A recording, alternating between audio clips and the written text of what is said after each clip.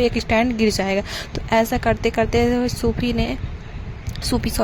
दोस्तों सुजैन ने पूरे मतलब कि पूरा आकांक्षा के ऊपर आकांक्षा को हराने के लिए पूरी कोशिश की। सुजैन ने मैं बहुत बार उसको डालने की कोशिश की, पर बहुत बार सुजैन का मिस मैच भी हो रहा था, लेकिन पूरी कोशिश सुजैन ने की थी। और फिर उसके बाद गेम खेलते खेलते सुजैन आकांक्षा के खिलाफ सभी कोई हो गए थे और आकांक्षा के उसमें सभी कोई बार बार डालने लगे थे।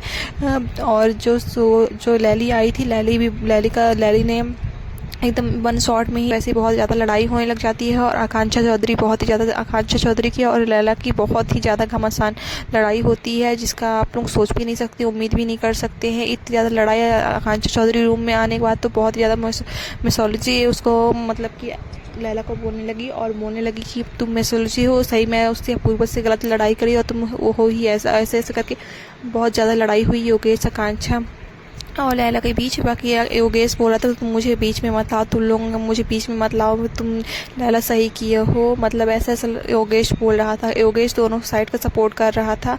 और फिर उसके बाद जो हुआ तो क्या देखने लायक था। तभी जो हमारी ये जो है पैम ने भी बहुत ज़्यादा उसका मतलब टीवी में शो में आने के लिए ये लोग सभी कोई सबसे ज़्यादा पहले तो वो श्रेया काल्डा का वो ले रही हैं कि श्रेया काल्डा इसमें टीआरपी ज़्यादा है, टीवी भी ज़्यादा आ रही है, तो इसलिए उस मतलब कि जो पैम है वो टीवी में आने के लिए बहुत ज़्यादा बातें भी सुना रही थी, उसको बोल रही थी तुम मर्द नहीं हो, मतलब ऐसे बहुत से गाली गलौज कर रही थी पैम। तो वो लैला ने बोला तुम बस फ्रेंड से गाली बस दे सकती हो और कुछ नहीं, कि दुबई से हो तो गाली बस दे रही हो और कुछ नहीं है जो दुबई वाले सुनो, मतलब ऐसे ही करके बहुत सी ज़्यादा बहस हुई थी। और फिर उसके बाद ये सब की लड़ाई चल ही रही थी और फिर इतने में फाइनल डिसीजन भी आ चुका था जिसका कोई वो नहीं था। फिर अचानक से पैम